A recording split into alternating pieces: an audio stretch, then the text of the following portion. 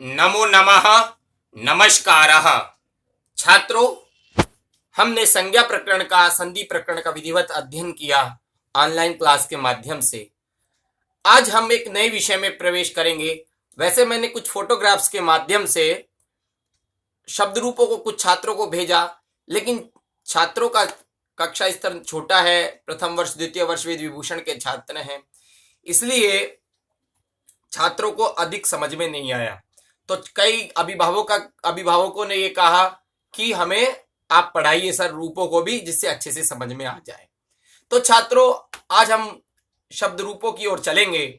शब्द रूप संस्कृत व्याकरण के वो स्तंभ हैं, चाहे वो संभाषण कौशल हो या लेखन कौशल हो या भाषा के जो भी कौशल हो, उसमें यदि हमें शब्द रूप और धातु रूपों का ज्ञान है तो ही हम अच्छे रूप में, स्पष्ट रूप से और परिष्कृत रूप से हम अपनी भाषा को प्रस्तुत कर पाते हैं। तो छात्रों, आज हम शब्द रूपों के उस प्रकरण में चलेंगे। सरल से कठिन की ओर हम यहाँ पर सिद्धांत को अपनाते हुए चलेंगे। पहले आज हम चलेंगे छात्रों अकारांत पुल्लिंग की ओर। अकारांत पुल्लिंग जो शब्द रूप है उनका आज हम अध्ययन करेंगे। ध्यान देने योग्य बात यह है कि जितने भी, आज मैं एक रूप आपको बताऊंगा, जितने भी रूप अकारांत हैं वो इसी प्रकार चलेंगे। दुनिया में जितने भी अकारांत शब्द हैं वो संभवतः इसी प्रारूप के अनुसार चलेंगे। तो जब हमारे गुरुजी ने हमें पढ़ाया था, सबसे पहले तो राम का रूप पढ़ाया था, उसी प्रक्रिया को अपनाते हुए आज का हम अध्ययन में शामिल करते हैं राम शब्द के रूप। ये राम शब्द है, ये मूल प्रातिपदिक है, इसके विसर्ग नहीं लगे हुए हैं, ये ध्यान देने योग्य बात है। ये राम शब्द अकारांत है, राम में अकार की ध्वनि आ रही इसको, इसलिए अब कई छात्रों की ये जिज्ञासा होती है कि सर इकारांत, अकारांत, उकारांत का हम निर्णय कैसे करें। तो जो अंतिम शब्द होता है, वर्ण होता है, उसमें ध्वनि आती है। देखिए राम में मैं अ की ध्वनि आ रही है, यदि यह उ होता तो उकारांत होता, यदि यह इकारांत ई की, इसके ई लगा हुआ होता, ई की मात्रा लगी हुई तो ये इकारांत। इसमें भी आगे भेद होते हैं, ह्रस्वीकारांत, दीर्घिकारांत, वो हम आगे देखेंगे। आज का जो हमारा अध्ययन का विषय है वो है अकारांत पुल्लिंग।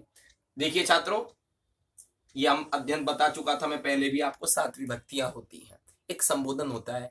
कुछ सर्वनाम इत्यादि शब्दों में हम सर्वनाम संबोधन का प्रयोग नहीं होता है। अब हम प्रथमा विभक्ति है, प्रथमा विभक्ति के लिए मैं नंबर डाल देता हूं 1। अब है पहला है राम। क्या है छात्रों? जो प्रथमा का एक वचन है वो राम है, द्विवचन है रामौ। ध्यान देने योग्य बातें, औकार की औ है, औ, तो इसलिए 2 मात्रा आएंगे। राम है रामौ, रामः।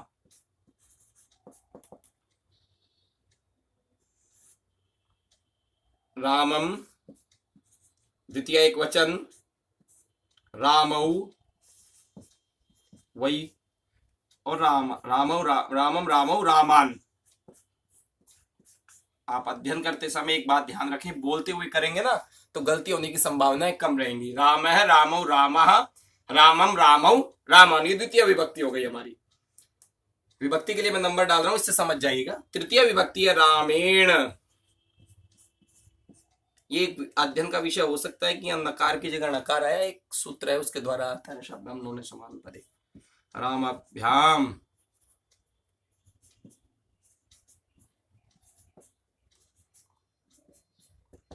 इसके विसर्ग लगेंगे। रामेण, ये हो गई छात्रों हमारी तृतीय विभक्ति। चतुर्थी है रामाय।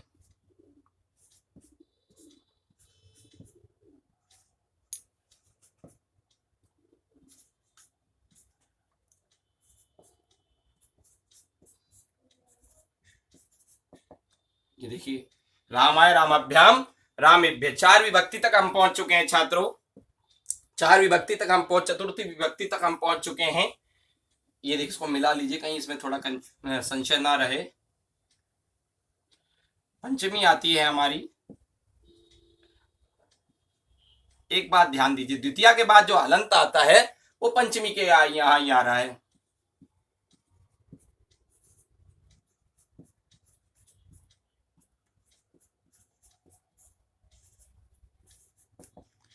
रामात, रामाभ्यम, रामेभ्य। छात्रों आपको एक बात और बता देता हूं मैं, यहाँ रामात की जगह कई बार रामात भी यदि परीक्षा में पूछ लिया जाए तो ये भी सही है।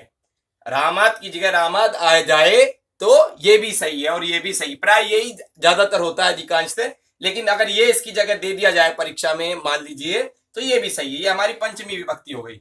अब हम बढ़ते हैं षष्ठी विभक्ति की ओर। रामस्य,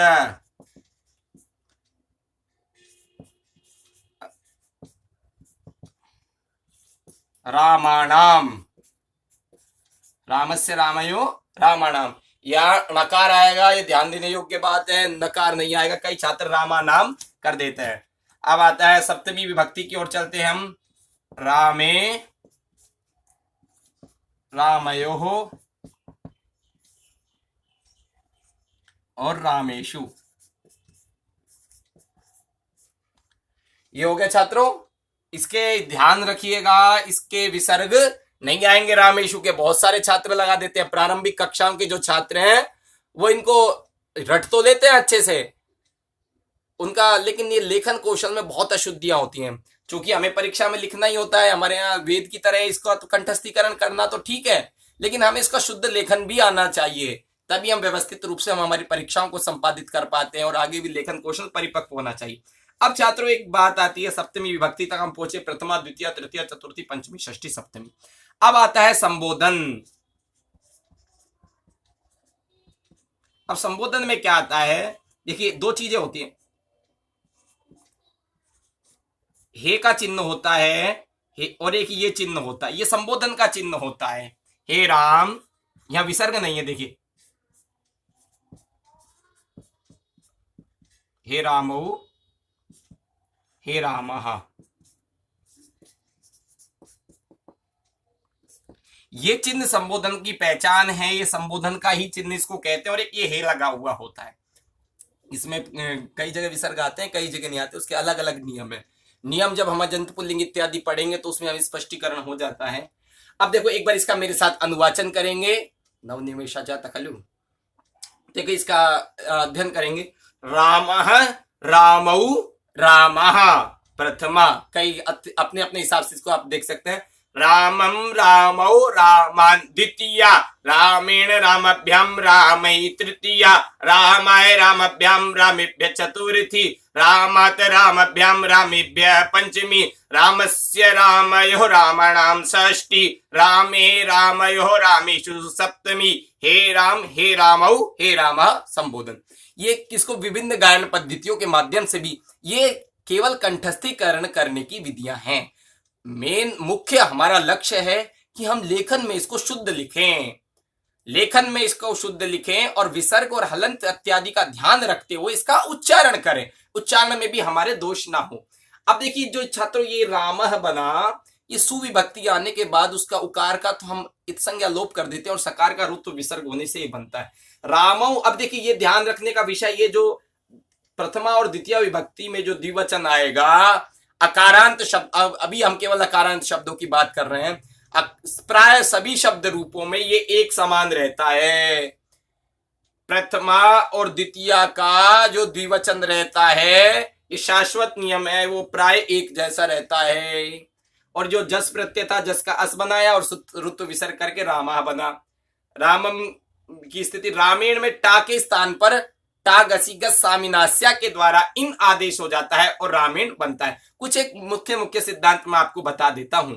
यहाँ पर ये देखिए, ये जो सुबंत प्रत्यय होते हैं, कल मैं उसका कल की कक्षा में उसका भी अध्ययन करा दूंगा, जिससे आपको अधिक समस्या ना रहे। सु औ जैसे जो 21 प्रत्यय होते हैं, सु औ जस, अम और सस, टाभ्याम भिस, गेभ्याम व्यस, गसीभ्याम व्यस, गस ओस आम, गी ओस सु, उन्हीं के आधार पर शब्द रूप बनाए जाते हैं। शब्द रूपों के जो शब्दों की निष्पत्ति होती है उन्हीं के आधार पर। अब देखिए एक नियम और समझ लीजिए, तृतीया, चतुर्थी और पंचमी का द्विवचन भी सदैव एक रहेगा। अब आपको याद कितना सा करना है, देखिए तृतीया, चतुर्थी और पंचमी का द्विवचन भी सभी रूपों में, केवल अकारांत में नहीं, सभी रूपों में एक समान रहेगा। अब देखिए तृतीया और चतुर्थी का बहुवचन भी एक समान है, ये एक जैसे बनेंगे। अब पंचमी और सृष्टि का जो द्विवचन है वो भी एक समान बन रहा है। अब कितनी सारी चीजें तो एक समान हो गई, 1 2 3 4, 4 चीजें एक समान हो गई। और 4 चीजों में कितने रूप बन रहे हैं, 1 2 3 4 5 6 7 8 9, 4 शब्दों के द्वारा, चार एक समान चीजों में 9 रूप हमारे सामने निष्पादित हो जाते हैं। 9 ध्यान देने योग्य बात है इसका, हम यदि जो प्रारूप है, प्रारूप हमारे मस्तिष्क पटल पर यदि स्थापित हो जाए तो शब्द रूपों में गलती प्राय नहीं हो पाती है। इसलिए इसका अध्ययन एक अच्छे से करें। तो अब एक बार इसको आप अनुवाचन कर लें और इसको आप अच्छे से देख लें। ये जो नकार है इसके जगह नकार होता है, रसाभ्याम नोने समानपदिक सूत्र लगता है, उसके द्वारा ये होता है। अब आपको ध्यान देने, कल मैं आपसे सुबंत प्रत्ययों की चर्चा करूंगा। कई अभिभावकों का ये कहना है कि गुरुजी ज्यादा लंबी क्लास भी मत लीजिएगा, तो इसलिए दिक्कत हो जाती है कई बार। तो अब हम यहां पर देखेंगे। और अच्छा, एक बात और ध्यान देने योग्य, प्राय छात्र क्या करते हैं, रूप तो सप्तमी विभक्ति तक याद कर लिए, संबोधन में कभी तो यहां विसर्ग लगा देते हैं, कभी हटा देते हैं। ये सब ध्यान देने योग्य बातें हैं। संबोधन का भी अच्छे से ज्ञान हमें होना चाहिए, क्योंकि परीक्षा में कई बार संबोधन के विषय में भी पूछ लिया जाता है। तो छात्रों, आज के लिए बस इतना ही, और कल की जो कक्षा होगी मैं आपको सुबंत प्रत्ययों के बारे में बताऊंगा। सुबंत प्रत्ययों के बारे में बताने से आपको ये और अच्छे से फिर इसका एक बार आवृत्ति करेंगे। नमो नमः, नमस्कारः।